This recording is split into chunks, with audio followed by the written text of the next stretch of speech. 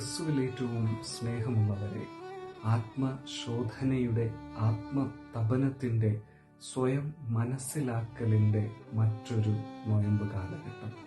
നമ്മെ തിരിച്ചറിയുക, നമ്മെ ശോധന ചെയ്യുക എന്നുള്ളതാണ് നൊയമ്പ് നൽകുന്ന മറ്റൊരു സന്ദേശം എന്നുള്ളത്.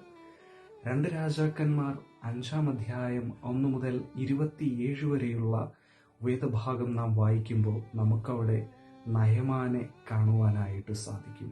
അരാം രാജാവിൻ്റെ സേനാപതിയായ നയമാൻ തൻ്റെ ജീവിതത്തിൽ താൻ വീരശൂര പരാക്രമിയായിരുന്നുവെങ്കിലും ജീവിതത്തിൽ ഒത്തിരിയേറെ ബുദ്ധിമുട്ടുകൾ അനുഭവിച്ചതായിട്ടറിയാം. അതെ, കുഷ്ഠരോഗിയായ നയമാൻ താൻ എലീശ പ്രവാചകന്റെ അടുക്കിലേക്ക് വന്ന് താൻ സ്വയമേ ശോധന ചെയ്ത് അവിടേക്ക് ചെല്ലുമ്പോൾ തൻ്റെ പുറമെയുള്ള രോഗം തനിക്ക് സൗഖ്യമാവുകയാണ്. നാം ഒരു വൈദ്യന്റെ അടുക്കിലേക്ക് പോകുമ്പോൾ നമ്മുടെ പുറമെയുള്ള രോഗം നമുക്ക് സൗഖ്യമാകും. നമുക്ക് കണ്ടുപിടിക്കാൻ കഴിയുന്ന രോഗം നമുക്ക് സൗഖ്യമാകും. എന്നാൽ നമ്മെ ശോധന ചെയ്ത് നമുക്കുള്ളിൽ എന്തൊക്കെ തെറ്റുകളുണ്ട് എന്ന് ഉണർന്നു കഴിഞ്ഞാൽ മാത്രമേ നമ്മുടെ ആന്തരിക മനുഷ്യനെ നമുക്ക് ബലപ്പെടുത്താനായിട്ട് സാധിക്കൂ. നൊയമ്പ് നമ്മെ പഠിപ്പിക്കുന്നതും അപ്രകാരമാണ്. സ്വയം ശോധന ചെയ്ത് എൻ്റെ കുറ്റങ്ങളെ അറിഞ്ഞ് ഞാൻ അതിനെ ഉണർന്ന് ദൈവസന്നിധിയിലേക്ക് ഏറ്റുപറയുക എന്ന് ദൈവം നമ്മെക്കുറിച്ച് ആഗ്രഹിക്കുന്നുണ്ട്. അപ്രകാരമായി തീരുവാൻ ഓരോരുത്തർക്കും സാധിക്കണം.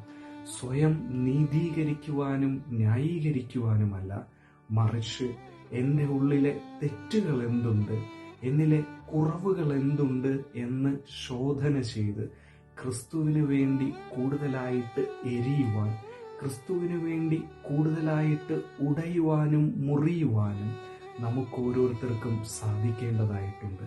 സ്വയമേ ശോധന ചെയ്ത് വേണ്ടവയെ സ്വീകരിച്ച് മാറ്റങ്ങൾ വരുത്തേണ്ടവയെ മാറ്റം വരുത്തി മുന്നിലേക്ക് ക്രിസ്തുവിൻ്റെ നല്ലൊരു ഭടനായിട്ട്, ക്രിസ്തു നമുക്ക് വേണ്ടി എരിഞ്ഞു തീർന്നതുപോലെ ക്രൈസ്തവ സാക്ഷിയായി എരിഞ്ഞു തീരുവാൻ സ്വയം ശോധന ചെയ്ത് നമ്മെ തന്നെ ക്രമപ്പെടുത്തി ജീവിതത്തെ മുന്നോട്ട് കൊണ്ടുപോകാൻ ഈ നൊയമ്പ് കാലം നമ്മെ ഏവരെയും സഹായിക്കട്ടെ എന്ന് പ്രാർത്ഥനയോടുകൂടെ ഞാൻ എൻ്റെ വാക്കുകളെ അവസാനിപ്പിക്കുന്നു. ദൈവം നമ്മെ ഏവരെയും സമൃദ്ധമായിട്ട് അനുഗ്രഹിക്കുമാറാകട്ടെ. ആമേൻ.